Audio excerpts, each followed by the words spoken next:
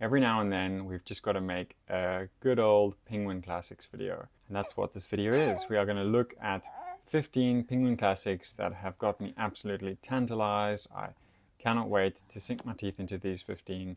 Please let me know what classics of any imprint you are raring to read as we come into summer, long days and long sultry nights, and hopefully many delightful afternoons laying in the park reading great works of literature. We'd love to hear from you guys, and without further ado, let's dive into it. Leo Tolstoy, the Kreutzer Sonata. And we have discussed those capacious mountain peaks of Anna Karenina and War and Peace on this channel. We've also talked about some of Tolstoy's short stories, but I feel that I have a gap in my Tolstoy reading, and that is his novellas and his shorter novels. So that's kind of where my focus is right now in terms of Tolstoy, and the Kreutzer Sonata has been on my radar for a while. I'm looking forward to it. So let me know if you've read the Kreutzer Sonata and what you thought of it. We've got Iris Murdoch, The Hour of the Star. Now, we've discussed her short stories, her collected short stories on the channel a couple of times, but now I'm kind of wanting to move from her short fiction into her novels. I mean, they're mostly all novellas, quite slim things, and The Hour of the Star is one that I've heard talked about a lot, so I'm really curious to see what Lispector does in this slightly expanded format, and the sort of having that breathability of scope and plot.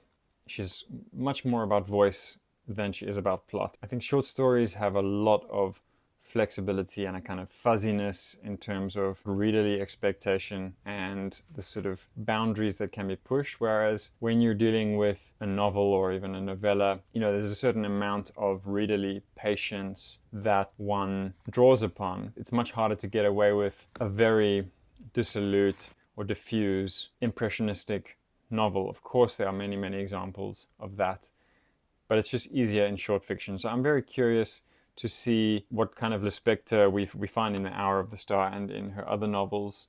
Do let me know what you thought of this one if you've read it. Next, I've got Virginia Woolf, Women's Essays. So these are selected essays edited by Rachel Bowlby. So I've read most of these in other anthologies and in other selections, but I always enjoy finding a new selection. It's interesting to see how the editor braids different themes and motifs and moods in a particular writer's body of work into one edited selection. So I'm quite curious about the medley of this selection. There's a lot of her big hits in terms of the essay form, but obviously a woman's essays, there's clearly this through line of the female perspective. Looking forward to that. Next, I've got Truman Capote, A Breakfast at Tiffany's. Now, what I do from time to time is stumble upon a book that I've already read, and maybe it's just absolutely smothered in annotations, or I may have lost my copy or given it away, and I find another copy secondhand most of the time, and I think now is a chance to reread it, and that is the case with Breakfast at Tiffany's. I've read pretty much everything Capote wrote and loved a substantial amount of it. And Breakfast at Tiffany's, I absolutely loved this novella, and of course there are about 5 stories in the back. Sublime. It's, again, we're talking about voice with Lispector. Capote is so voice-driven. You feel ensconced in a particular idiolect, a kind of running on streaming of thoughts, of perspectives, a kind of attitude and stance of a particular point of view slanted by voice. And that is what I remember most strikingly about Breakfast at Tiffany's. It is a very immersive, voice-driven novella, and that, yeah, makes me excited to reread it. Next, I've got this Penguin English Library in the good old orange spine, but it's an old edition, really brown pages, that lovely old musty smell, but it's in absolutely pristine condition, as you see here. And this is Christmas Dickens, Dolls Chickens. Charles Dickens, The Christmas Books. And this is volume 2. We've got The Cricket on the Hearth, The Battle of Life, and The Haunted Man. I think there were 5 of these. I've read and loved A Christmas Carol and The Chimes, and I've read The Haunted Man, and it's not my favorite of Dickens' works. But I look forward to reading The Cricket on the Hearth and The Battle of Life. So those 2 I haven't actually read. I'm a massive advocate for reading Dickens.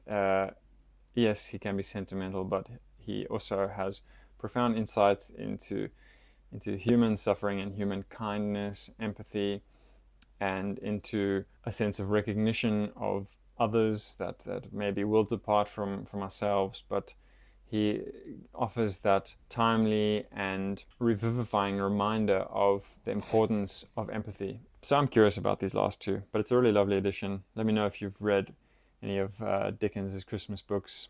Next, I've got Iris Murdoch, The Bell. I'm not very well versed in Murdoch, but she was a very influential philosopher in her time. One of those rare examples of a writer with a capital W, a writer of imaginative literature, but also full-on capital PH philosopher. And that's quite rare. Of course, we think of Camus and Sartre, and there are others as well. But Iris Murdoch really forged a path in the mid-20th century when, there were not many women philosophers. But she forged a path, and she was taken very seriously for the dynamism of her thinking and her philosophy. My cousin is a brilliant philosopher, so he could say a lot more about Murdoch, and I won't delve into her philosophical treatises and her frameworks because I don't know them. She won the Nobel Prize very late in her life, and we're going to discuss her on the Reading Every Nobel Prize Winner series, which is something that I need to come back to. We haven't done it in quite a while, so it's a good reminder to get back into that series. And I just wanted to mention this devastating memoir called Iris, a memoir of Iris Murdoch by the English critic John Bailey. There they are together on the back cover. They were life partners. They were husband and wife, a real intellectual power couple. John Bailey is, largely out of print these days and I think mostly forgotten, but he was an influential and respected literary critic in his day, and Murdoch was and is still a revered philosopher and novelist. But this is just a shattering memoir of her decline into dementia and his taking care of her all the way to the bitter end. It's really a hollowing, haunting, sobering book, but very beautifully written, and also with humor sprinkled through. So I just thought I'd mention that while we are on the topic of Iris Murdoch. Since we're on this theme of Nobel Prize winners, I've got another Nobel Prize winner here. I've got Yasunari Kawabata, Snow Country.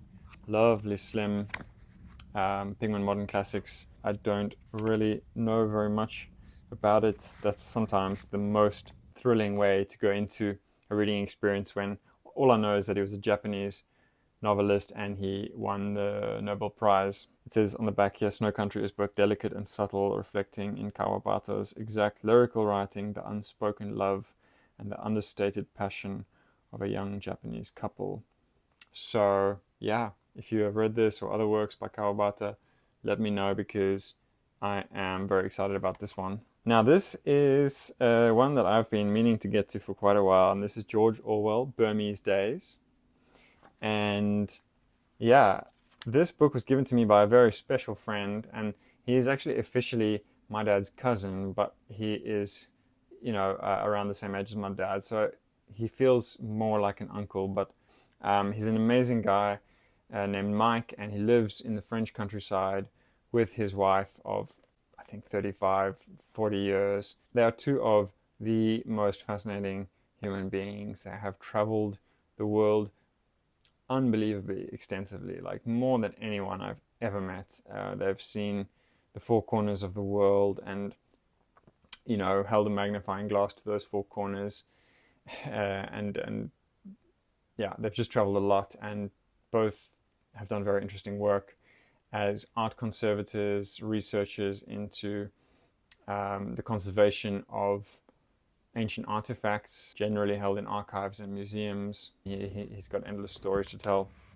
Anyway, the point is that Mike gave me this copy of Burmese Days, and I've read most of Orwell's major stuff. There's just a couple of his supposedly lesser novels that I haven't read, so Burmese Days and Keep the Aspidistra Flying. Haven't read those two, so a bit of a lacuna in my reading of Orwell, and yeah, it's special to have a copy that Mike once owned. He probably took this all around the world with him. Next, I've got Flann O'Brien at Swim Two Birds. Now, O'Brien is an incredible writer. He was Irish. He used like a million different pen names. So after he died, it was quite a lot of scholarly endeavor, blood, sweat, and tears expelled in trying to collect and collate his body of work, because so much of it was published under pseudonyms. And I've read the surreal mind melt that is The Third Policeman. Highly recommend that book if you're into disturbing and transcendentally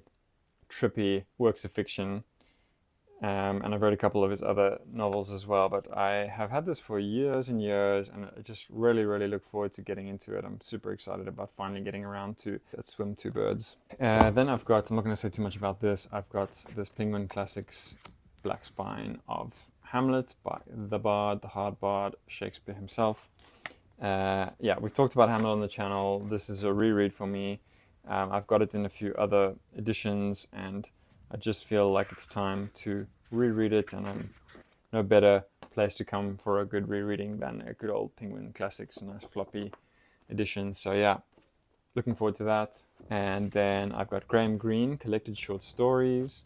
There are 3 collections of stories in this omnibus, and I have read one of these 3. I'm a Greene aficionado, as most of you know, and we've talked about a lot of his work on the channel before, but he was not so known for his short fiction. And here we have 21 Stories, A Sense of Reality, and May We Borrow Your Husband. I have read the collection A Sense of Reality, and yeah, I'm going to read 21 Stories and May We Borrow Your Husband to finish off the short fiction of this astonishing, insightful, and dazzling fiction writer, and that is Greene. And then to end off, I've got a series. We don't often talk about series on this channel, but I've got this gorgeous series.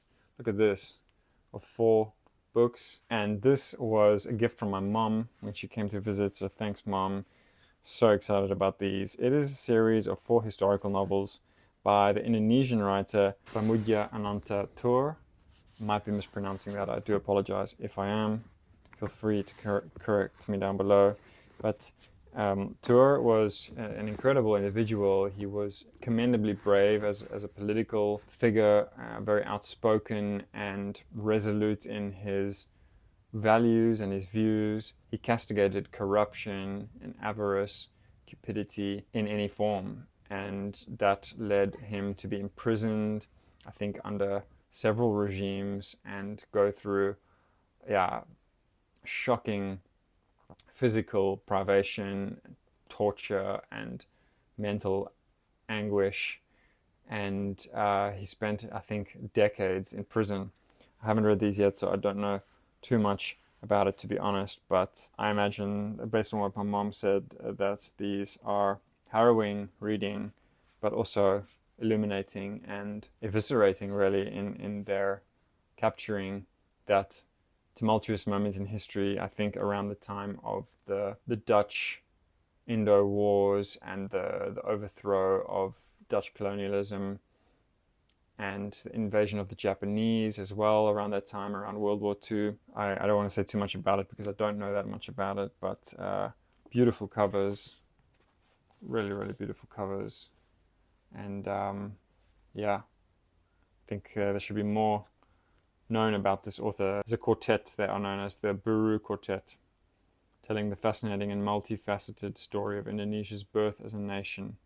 Now the 4th most populous country on earth, Indonesia emerges in all its promise in this masterpiece of world literature. So super cool that Penguin did them, and yeah, really excited about those 4. So those are the 15 Penguin classics that I'm absolutely bursting with excitement to read or reread in the case of a few of them.